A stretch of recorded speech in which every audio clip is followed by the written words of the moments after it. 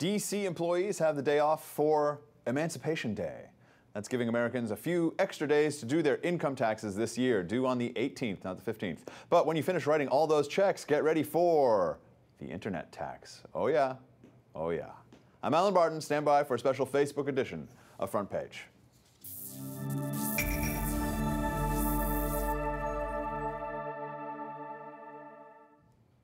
Joining me in PJTV studios, Don Watkins, a fellow at the Ayn Rand Center for Individual Rights and a Forbes.com columnist, and Terry Jones, associate editor of Investors Business Daily. All right, gentlemen, you may have thought of you were escaping the tax man by buying books and computers and the like online, but now Dick Durbin, noted economist and politician, senator from Illinois, second-ranking Democrat, wants to tax your internet purchases. Let's see what he says here.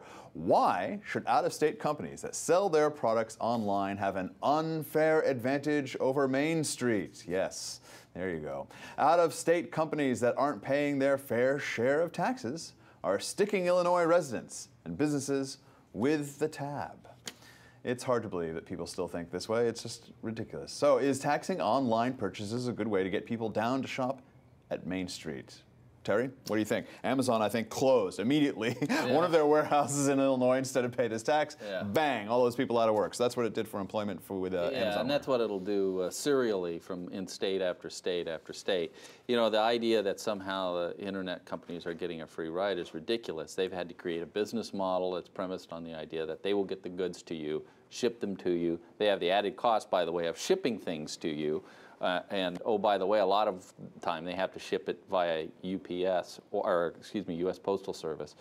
And businesses themselves often deal on the internet, and they're just upset that they have to pay local taxes on their sales taxes. Well, that's the way it works.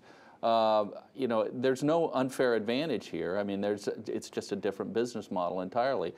But it would be a huge mistake to let states and local jurisdictions impose taxes on the internet. It would be the start of control of the internet and kill off what is a burgeoning business model.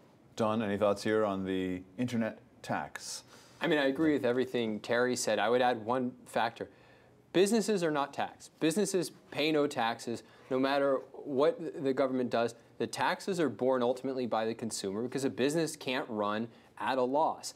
And so I think if you're going to make an argument for anything, it's that we need to get rid of all taxes on business, have the taxes put directly and upfrontly on consumers, on the individual, and then we'll get a real feel for the actual burden of government rather than have it hidden in the costs of business.